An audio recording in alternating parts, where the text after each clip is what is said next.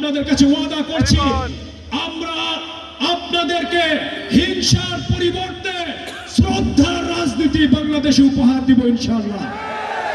আমরা মানুষকে শত্রুতার পরিবর্তে ভালোবাসার রাজনীতি বাংলাদেশে উপহার দিব ইনশাআল্লাহ। এজন্য আগামীর সুন্দর বাংলাদেশ গঠনে সকলের অধিকার সকলে পাওয়ার জন্য, হুমকি ধামকি মুক্ত বাংলাদেশ গড়ে তোলার জন্য আমাদের এই চুয়াডাঙ্গা আলমডাঙ্গা ঐতিহাসিকভাবে এখানে সব ধর্ম বর্ণের মানুষ একটি সম্প্রীতির বন্ধনে বসবাস করে এসেছে।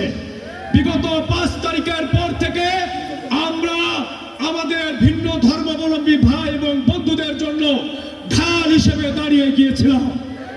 আগামীতে যতদিন আমরা বেঁচে থাকবো, আমাদের অন্য ধর্মাবলম্বী ভাই বন্ধুদের জন্য তার ব্যবসা প্রতিষ্ঠান, তার ধর্মীয় উপাসনালয় সবকিছু আমাদের কাছে আমানতে পরিণত থাকবে ইনশাআল্লাহ।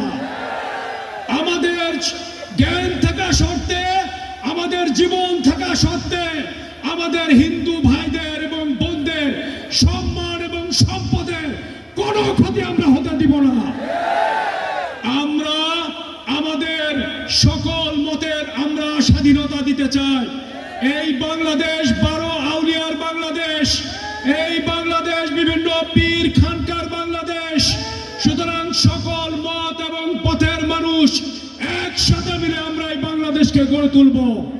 কেউ কারুর উপরে কোনো প্রকার জুলুম এবং অবিচার করতে পারবে না।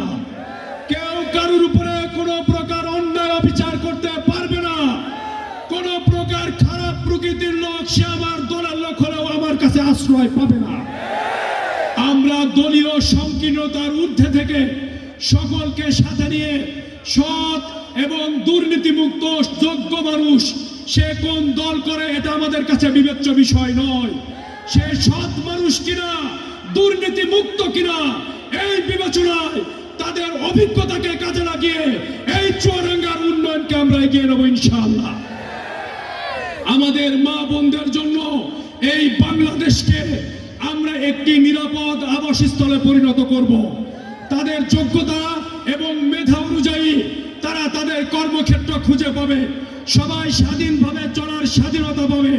এটা আমাদের ইশতেহার এবং এটা আমাদের নিশ্চয়তা মা বোনদের জন্য। কোন মা বোনকে কথা বলার আগে আমরা আগে ভেবে দেখব, আমি একজন মায়ের সন্তান, আমার একজন মেয়ে আছে, আমি যার সাথে সংসার করি তিনিও একজন মেয়ে। সুতরাং মায়েদেরকে সবার আগে সম্মানের জায়গায় আমরা ভূষিত করব। আমাদের এই বাংলাদেশের স্বাধীনতা সংগ্রামে যারা ভূমিকা রেখেছে, আমাদের মুক্তিযোদ্ধারা, তারা আমাদের মাথার তাজ হিসেবে থাকবে ইনশাআল্লাহ। তাদেরকে আমরা সর্বোচ্চ সম্মানে ভূষিত করব। তারা কোনো দলের সম্পদ নয়।